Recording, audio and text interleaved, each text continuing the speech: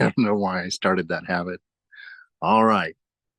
So we're continuing on with Sri Sarada Devi and her divine play, looking at the idea of God as mother. We're on page 341, the pilgrimage in South India. And mother is in an exalted mood. Here, I'll just start at the beginning of the paragraph. It says at Kotar, the mother experienced various spiritual moods. One day, Ashu found her seated alone. Her eyes were open, but she was completely oblivious to her surroundings. After some time, her eyes fell on Ashu, who had been waiting there for 15 minutes. Holy Mother remarked, I don't like to be confined to my room all the time. So when everyone else rests after lunch, I sit in this solitary place. In Calcutta also, she sometimes sat alone on the roof. The mother was in an exalted mood, and she began to speak. Is there no end of this coming to the world again and again? Where there is Shiva, there is Shakti. Shiva and Shakti incarnate again and again to deliver human beings from the bondage of Maya. As the same moon rises again and again, so the same God incarnates to look after his own creation and beings. Oh my gosh, that's so exciting. That's the first time I'm actually seeing that said directly, like in a single sentence like that. I love that. And what a beautiful metaphor.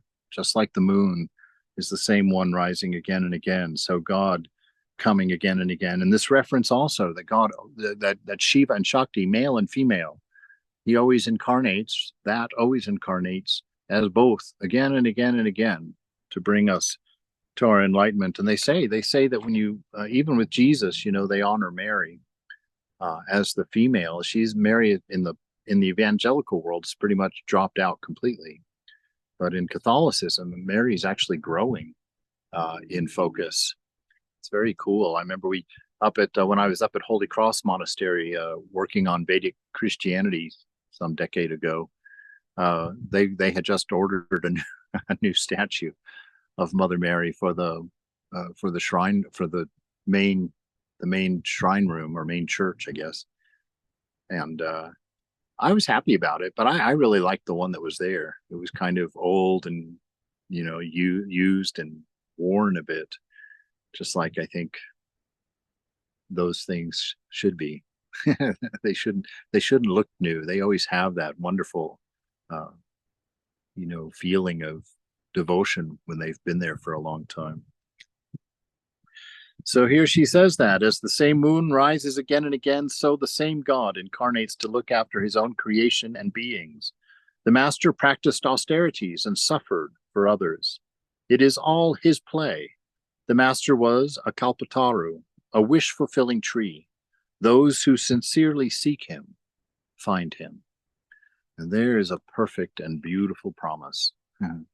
That's really one I hold on to, you know, when I do get in those moods, where I'm self accusatory. I laugh, but it's usually out of nervousness. It's like, ooh. And so it's wonderful to have reassuring words like that and to be able to take refuge in your faith, knowing that the divine has said this to us personally. She says, sometimes I see that the master has become everything. I see the master in whatever direction that I look. I see him in the blind and in the lame. He has become every being. The beings are not suffering. It is he who is suffering. So whenever people cry to me, I rush to deliver them. Here, people ask me to sleep. How can I sleep? I think the time I shall spend in sleeping is better spent doing japa that will benefit human beings. Wait, really letting us in on the inside there. And that cool reminder that it's not us that's suffering. The ego claims it. The ego attaches to it. And that, I mean, because the ego attaches to the actions and so finds itself responsible for suffering. But that's a pretense. That's a wrong thinking, that actually we're not the ones at all suffering, that God is feeling and living our life through our mind. I remember I remember that that day I was praying actually in the shrine in Washington D.C. and my mind was really misbehaving that day. And so I was sitting there talking to the mother about it. And that was the first time that I did this thing that I called third partying, where I imagined my mind sitting in my hand because I didn't want to be associated. I didn't want to think of it as my mind. So I kind of put it out in my hand and talked about that mind. And I remember I sat there and I pretended like mother was sitting on my shoulder, just like, was it Bugs Bunny that used to have the little devil and then the little angel on his shoulders? I pictured mother sitting here, and we were talking about the nature and the condition of my mind. And I was complaining to her, and I remember saying the words. I said, "Mother, you would be the same way if you had to look through this mind." And I just had this sudden kind of poke, how mother is, and she just kind of dropped this knowledge in my mind, where she sort of pointed at me and smiled and said, "You got it. I am the one looking through your mind. You are not the one looking through your mind." And it was such an epiphany for me, such a wonderful eye opener to understand more of my nature, that I'm really just reading a script, as it were. I'm that intimate with the divine that I'm actually watching their play from inside the play and experiencing it as the character. And that's such a beautiful thought, to know our intimacy with God, that leads to a very mature prayer. In mature prayer, you don't really have to verbalize anything. You don't really have to form even a thought. In mature prayer, it's a very deep stillness where you just open everything for mother, just to see and witness anything she's interested in seeing and witnessing in you. And to be able to do that really in grace is the only way that you can actually open that deeply and that intimately with the beloved. And so she says that's the reason that she runs to help us, and that she doesn't even want to sleep. She wants to do practice for our benefit, do japam for our sake, which I think I mentioned that few days ago. I've done it a couple times this week, where you do japam for somebody else. You just tell them, oh, these next 10 I'm just going to say for someone else. And it's, I'm sure at the caliber we're talking about, it's almost useless. But I really felt an opening of the heart, and when I see the people that I know that I've done japam for, boy, it's a lovely connection. It's a very positive feeling. And so I encourage you to experiment with that.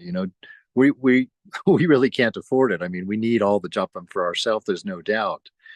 But I also think, I know from the experience of it, that actually doing it for someone else had more of a deeper effect on me. I think mother really honors that ideal of selflessness, to do your practice for somebody else. So it's a wonderful way to really be like mother and to imitate mother, and to know, yes, we need that japam, but in a sense, it's a sacrifice. It's a giving to someone else. The other day, I saw that Radu was about to kill an ant. I stopped her. I saw the master in that ant. At any rate, how many people can I see? The master left the responsibility for all on me. It would be nice if I could look after everyone. Soon, the sounds of the vesper bell and the conch reverberated in the temple, and the mother left to attend that service. Another afternoon, Ashu went to Holy Mother to help her answer the devotees' letters. In the course of conversation, she inquired about the distance to Rameshwaram. How far is Rameshwaram? How many days does it take to reach there?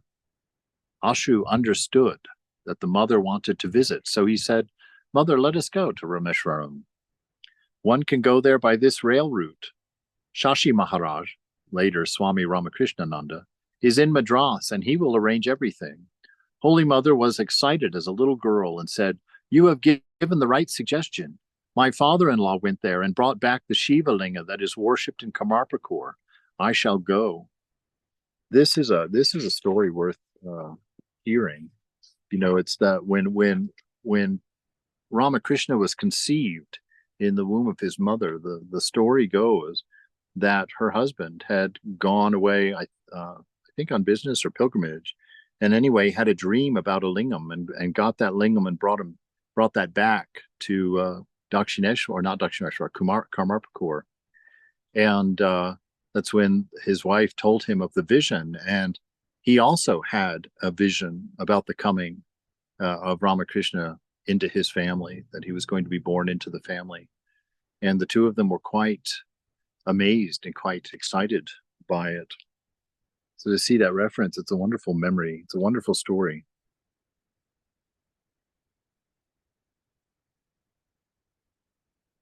It seems that the mother had been thinking of this pilgrimage for some time.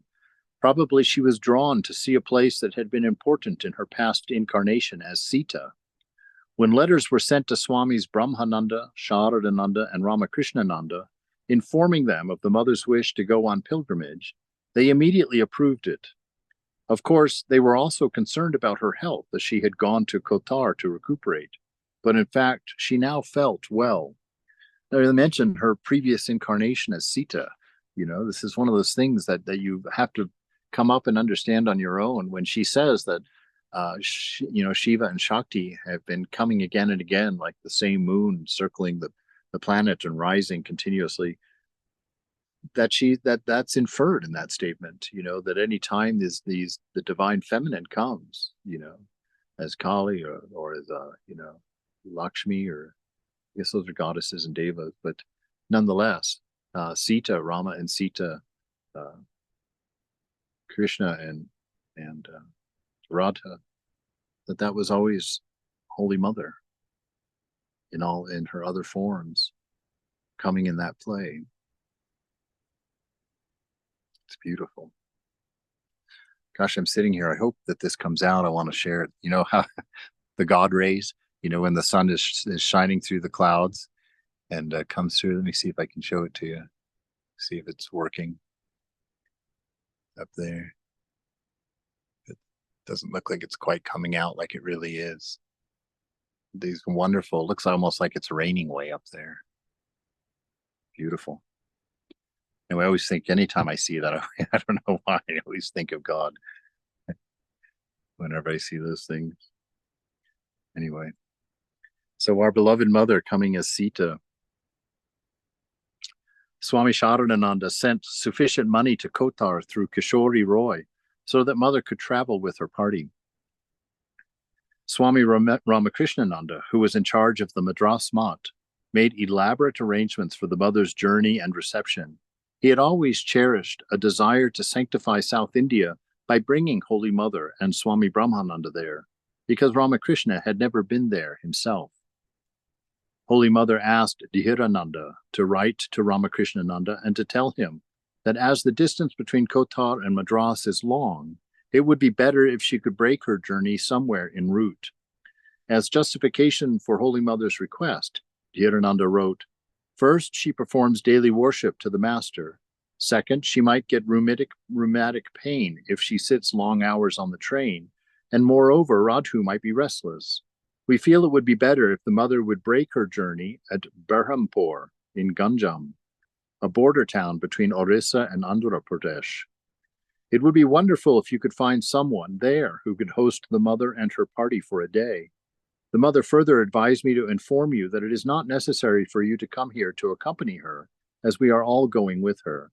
Accordingly, Ramakrishnananda arranged for Holy Mother and her party to spend a night at the home of the Bengali devotee, who was the manager of the Kellner Company, the caterer for the railways. This, just reading this reminds me of something that I've gotten a very good education in being around Indian culture and being in the monasteries in particular. And this is how things are traveling, especially. They're thinking of her, and they're thinking of all the possibilities, and trying to provide her with everything to take care of anything that might happen along the way. okay, her legs so she doesn't get restless, and take a rest here and arrange for her to meet somebody there, and then Radhu's going to be with her. And so we should make sure that Radhu doesn't get restless. And it's all just very well thought out. And when I was a brahmachari in the monastery, a novice, whenever a Swami would come from India to visit, we would plan a trip out to Shanti Ashrama, which is one of the very early ashrams. That was actually a piece of land, one of those old, what do they used to call those land grants, a quarter mile on a side. Ms. Buch in LA gave Swamiji that piece of land for an ashram, and it's still there to this day. And we would always bring one of these senior swamis out there when they would come to visit, because it's a very holy place. Some of the direct disciples were there, and actually that small temple, there's a small, it's really just a cabin, but it's like a 12 by 12 cabin that is the first Hindu temple outside of India, or outside in the Western world, they say, actually. And it's just this simple room, but Swami, some of the direct disciples worshipped in there, and it has an amazing atmosphere in it. And so we would bring these Swamis out on a pilgrimage to that space. And Swami was always, we would bring chairs. I used to think it was, I mean, as a young novice and the one who had to get all this stuff together, I used to get so annoyed because we wouldn't just go get sandwiches and some chips and hike up to the, to Shanti Ashrama. We would have to, because we would go out there and we'd have to make rice and dal and curried vegetables, and we'd have, yogurt. And of course, there had to be dessert and sweets and snacks and water to drink and all the cups, plates. And we'd have to put it all in coolers because it was more than a 2-hour drive out there.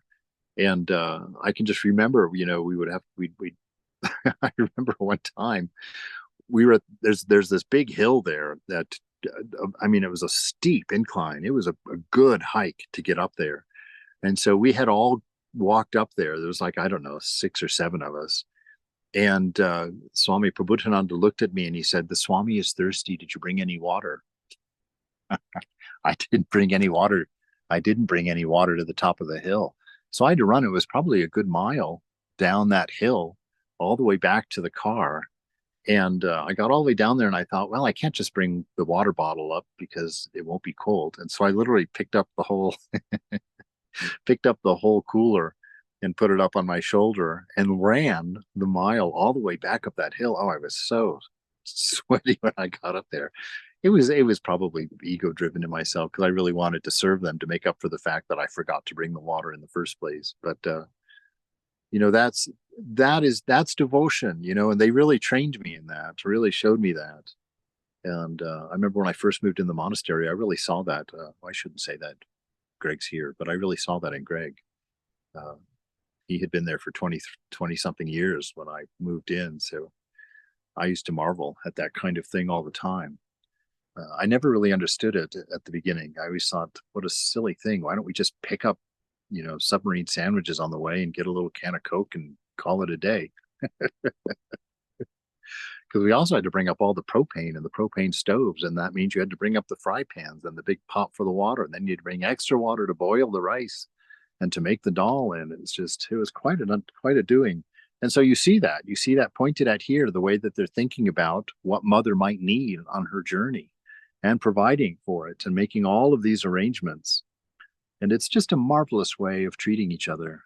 And it's all about seeing God in each other, all about seeing God in each other and doing everything as worship. And so not leaving anything out. It's really wonderful. Even here, when I arrived in my room, well, first of all, oh my goodness, the people that invited me here have been amazing. I mean, I'm staying in this beautiful vacation rental, 3-bedroom, 2-story, all by myself. And I came in and on the cabinet were all these snacks for the days I was going to be here, and bottled water all in the refrigerator, and everything thought of. It was really overwhelming, actually. Hard to digest, for an ego like me, but we managed. And then there's the responsibility to eat it. Hello, Lynette. Welcome. Welcome. We started at 5:30 today because I have an event tonight at White Sands, New Mexico that I have to go to here in a little while. Sorry. Okay. No No worries. worries. No worries at all. We there was only a couple of us here, so we knew that there was going to be a bunch of people coming that didn't get the message because I just put it out on the WhatsApp because I really should find a way of getting a email list together of everyone to let people know things like this. Anyway, we're talking about the Divine Mother that she's wanting to plan a trip or wanting to go to Rameshwaram, and so all of the monks around her are making plans for her trip so that she can go down there. Finally, the date of the departure from Kotar was fixed, Wednesday, the 8th of February, 1911. Shurabala had earlier returned to Jairambati because of her mental illness, but the mother sent Ashu to bring her and also Kedar Datta's mother to go with her to Rameshwaram. The party left at 2 o'clock in the afternoon and arrived at Bhadrak in the evening. Ramlal was waiting there to join them.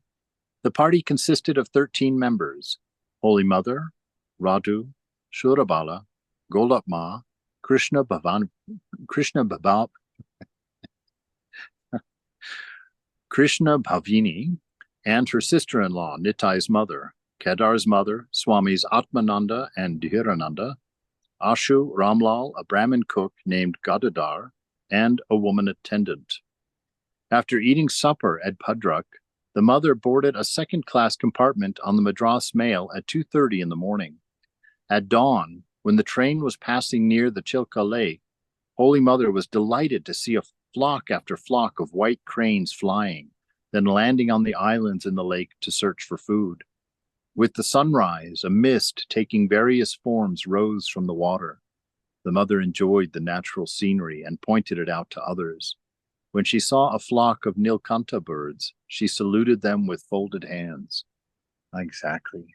It's nice to see that Mother has this same love and appreciation, seeing God in nature everywhere, seeing what I love to think of as the original temple. That if God builds her own temple, we live in it. This is it. Incidentally, that's why all those vlogs that I do, it's why we start and end uh, with the rule that I have is there should be no right angles of ego in any of those pictures. So there shouldn't be anything man-made in them. And that was also why I chose Colorado to do this experiment, because I felt when I stopped in to visit Greg, he took me camping up into the Rockies, and I was just overwhelmed, literally overwhelmed with the beauty. And I just knew, I was like, this is the temple that I want to be a monk in. This is the temple where I want to worship.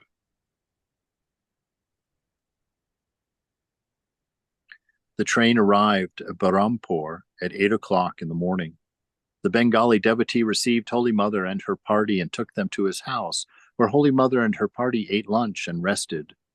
See, so that was the arrangement with having someone know them, so that they met her and they took her to the house and gave her food and gave her a place to take a nap and rest.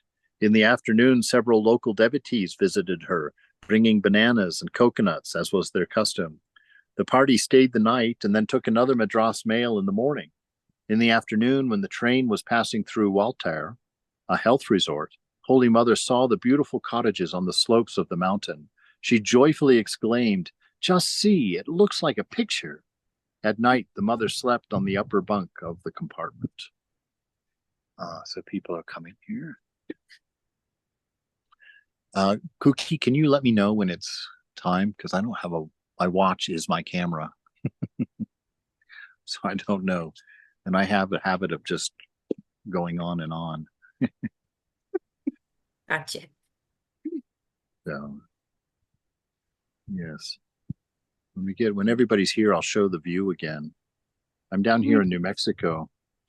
I'm down at Cloudcroft, which is in the mountains above. It's amazing because it took I don't know, about a 6-hour drive down here, and it was all real desert. I mean, real desert. And then you get to the foot of the mountains. As soon as you go into the mountains, there's trees and creeks and and I mean, all of this, it's just so not New Mexico at all. And they call it a sky island down here. And so just reading this with Holy Mother, appreciating all the view and the scenery, and seeing the divine there, and just being excited and exclaiming, I also feel that same way. I'm I sort of just kind of want to take and show you guys around. I took a wonderful hike around this area today, and it's just spectacular, as it always is, just so spectacular to see in nature. I'm getting sidetracked, but I'm going to go with it because I love it so much. You just see the harmony lived. Everything here gets along, and if something's in the way, you see how a tree wraps itself in a different direction to fit the rock, or the wind blowing in a particular direction. Everything is in harmony with that. I mean, it's just you just walk along, and everything that you look at teaches you something when you walk with that kind of awareness. And to think of the Divine Mother, of course, she's in her own temple and recognizing it and seeing it and enjoying it and sharing it with us here. At Madras. The train reached Madras at noon the next day, Saturday, the 11th of February, 1911. Ramakrishnananda and some local devotees were at the station with 3 automobiles, and they received the mother and her party with great enthusiasm. Holy Mother rode in an automobile for the first time. As her seat was hot because of the sun, Ramakrishnananda wiped the seat repeatedly with a wet chadar. Look at this. This is a real example for us on how to treat each other. Oh God, it almost hurts to think about it, because like I tell people, it took me 8 years before I asked Swami if he wanted me to put some nuts or fruit in his oatmeal. Every morning he would have a bowl of just oatmeal and like 2 pieces of dry toast and 5 soaked almonds that had been peeled. And that was his breakfast. And I served him that every single morning. And, after 8 years, it occurred to me, gosh, I could put dates in here or something. And so that morning at breakfast, I asked him, I said, Maharaj, would you like anything else in your your oatmeal? I could put some dates or nuts or something. And he smiled and he looked at me and he said something quite that was very profound to me at that time, for sure. He looked at me and he said, "Oh, see, these things have dropped off long ago." And I was like, wow. And it was true. I mean, you could see it in the example that he had. The doctor, his diet got so restricted at the end because of his heart troubles. There were no oils, no garlic, no, just all kinds of stuff that he couldn't eat. No cheese, no sweets. And he never mentioned a word about it. And when somebody would bring him sweets as an offering or something, he would always take like a grain of literally a grain of it. He would like just pinch it at the edge and take it, or he would just take it and touch it to his forehead and then give it to them as prasad. All right, so Mother is in the automobile for the first time. The seats are hot, and Swami Ramakrishnananda is continuously wiping it down with a wet chadar to cool it down for her, so she won't be uncomfortable when she sits here. A 2-story building named Sundar Vilas, now 221 Ramakrishna Math Road, which was opposite the Madras Math, had been rented for her. Special food arrangements had been made for the mother and her companions. Ramakrishnananda collected various kinds of vegetables, fruit, papadam, and other things from Madras, Bangalore, and Trivandrum. It is natural that we love to feed and serve a person whom we love. And dinner at Mother's place while she was there. Ramakrishna was then not well at all. Since March 1910, he had been suffering from severe complications of diabetes, and toward the end of that year, his feet were aching because of a minor accident. Moreover, in the beginning of 1911, he developed tuberculosis and was suffering from cough and fever. But the disease was diagnosed only after Holy Mother returned to Calcutta from her South Indian pilgrimage. Ramakrishnananda, however, forgot his body, and served the mother along with his assistants and her devotees, including Ramaswamy, Ramanuja, Rangaswamy, Gopalan, and others. Now, did we hear that? I mean, that's staggering. He had tuberculosis at the time when he was wiping down mother's seat with a wet chutter and taking care of all of these things for her. I mean, he just forgot his body. And I mean, tuberculosis, that's not like a cold. I mean, that's a real sickness. That's a real illness. And he just forgot the body. He was so not identified with his body that he was on this whole trip deathly ill like that and doesn't even get it diagnosed until he gets back to mother is all the way back in Calcutta again. These men's love for God and their knowledge of themselves, this group, why the men? I mean, all of them. This lack of body consciousness, it shows us what it really means to not be body mind. It really shows us what it means to know that you're not the body, that you can actually forget it, that you can actually carry on and not realize that you've got tuberculosis as you're serving people around you. It's a beautiful, beautiful ideal. The mother and her party stayed in Madras for nearly a month. During the day, the Swami stayed at the mother's residence like a gatekeeper. He would ask her, "Mother, please let me know if you need anything or if you have any difficulties at all." Although the Madras Math was suffering financial difficulties at the time, Ramakrishnananda lavishly spent money for the mother's pilgrimage in South India. He was able to do this by collecting funds from devotees to make the mother's stay and pilgrimage in the south comfortable. Before the mother arrived, Ramakrishnananda wrote to Dr. P. Venkatarangam of Bangalore on the 2nd of February 1911. "My dear doctor, a very happy news for you. Our most holy mother is on her way to Rameshwaram. She is coming here to bless all of you.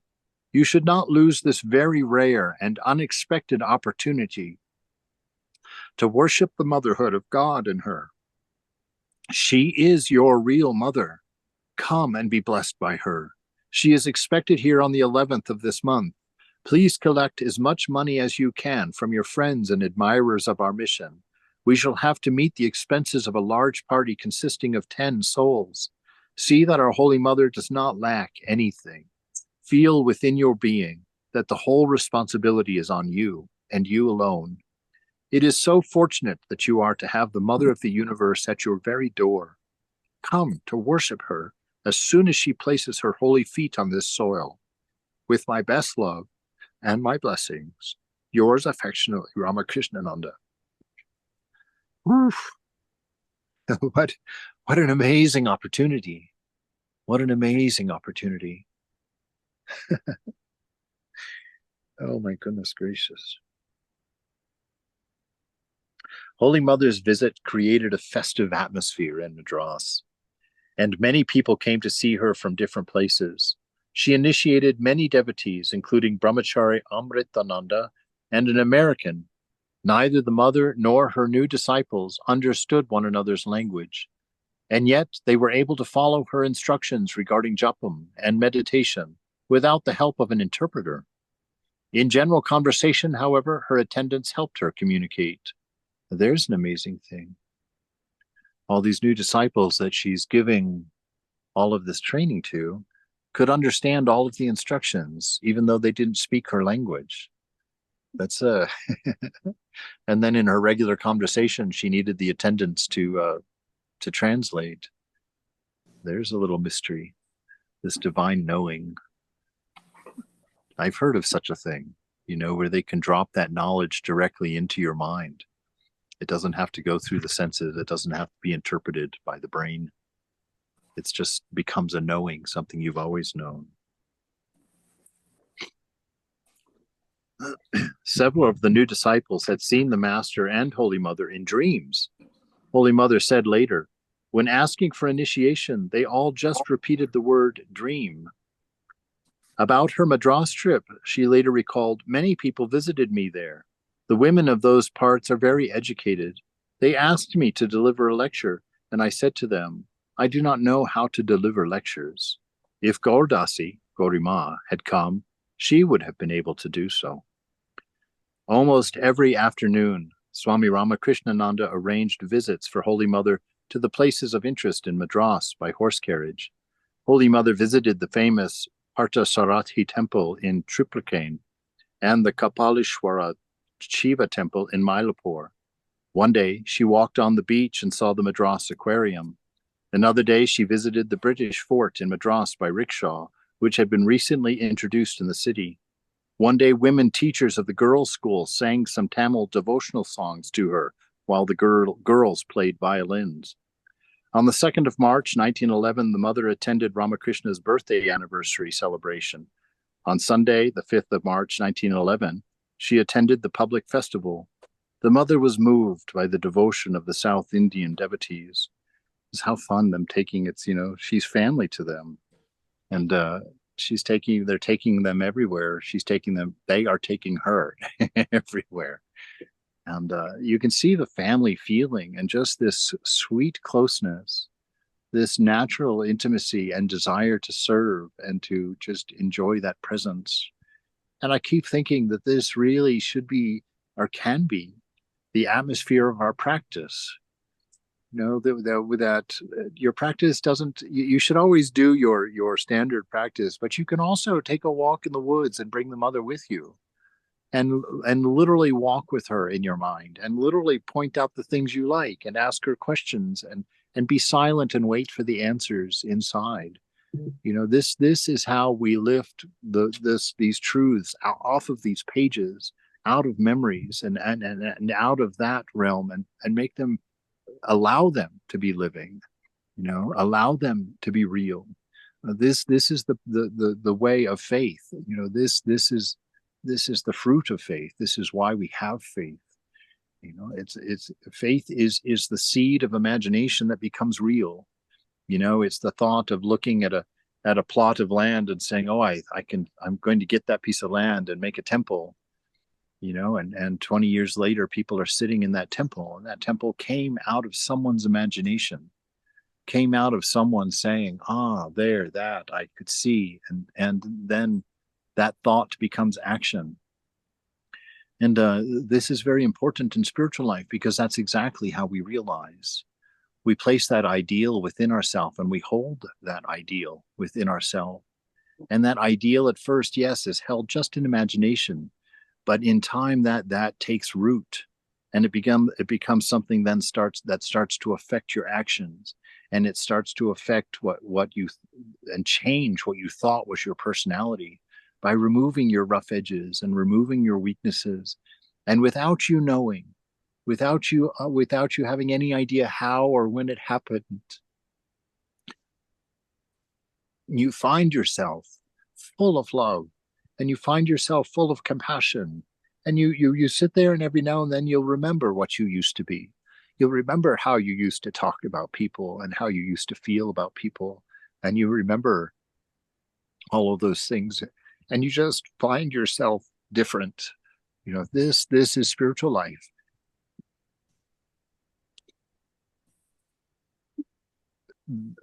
Sorry, this is what we are. And this is what we're doing, and to allow these things to live in us, to remove just the blinders of our egoism, of this idea of the constant thoughts of me and mine, my world and my ideas and my wants, my growth, my spiritual life, my, and to allow ourselves, just through the presence of our mother, to be transported, to be changed. Mother says that wonderful thing. She says, it's the mother's responsibility to clean the dirty diaper, not the baby's. And, I love that ideal. We have a lot of messes to clean up. All of us know that. We look at ourselves and we can feel that, and we struggle with that. But it's always wonderful to remember that Mother has taken that responsibility, that yours is just to enjoy being with your mother. The mother will take care of the problems. She'll take care of your shortcomings. She will place her heart in you over time, maybe slowly, maybe quickly, but to apply yourself in faith and to allow yourself to imagine at first and to know through your faith that this becomes real. Temples appear. Everything that we've ever created on this planet was born in imagination and manifested through action. And thus our spiritual life is the same. In Madras, Nitai's mother was stricken with typhoid fever, so Holy Mother's pilgrimage to Rameshwaram was temporarily postponed. When it was understood that it would take a long time for the patient to recover, and because Ramlal's vacation was limited, it was decided that the mother's pilgrimage should not be delayed. A nurse was engaged to look after Nitai's mother, who stayed in Madras. Holy Mother and her party, including Ramakrishnananda, left Madras on the 11th of March by night train and reached Madurai in the morning. Rao Sahib K.V. Ramachari, the chairman of the local municipality, hosted Holy Mother and the group. Just check something here real quick. All right. We're going to stop there for this evening. I want to show you all, though, this wonderful view. You know, we're here in Mother's Temple. And I think we should get you one of those little GoPros, you know, on a helmet. I wouldn't fight it. It would be pretty funny. Look at that. That's a view here. I can't even see my screen. I hope I'm pointing it in the right direction. Anyway, it's just, you know, a beautiful forest up here. And this is over there. If you can see those houses on that hill through those trees, that's where I'm staying. Just until tomorrow morning, though. So, anyway, anybody have any questions or? It's a holy land. It's a holy land. It is the land of enchantment. That's exactly right. There really is an atmosphere here.